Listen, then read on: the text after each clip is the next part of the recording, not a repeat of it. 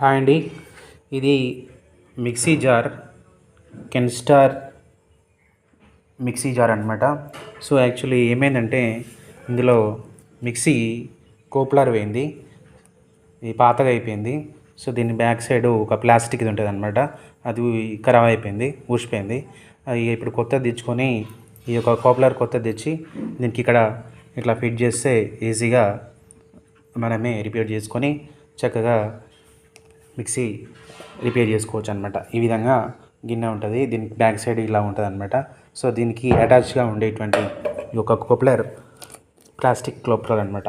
దీనికి ఈ గిన్నెకు ప్లస్ దీనికి మధ్య అనుసంధానంగా ఇది ఉంటుంది అనమాట.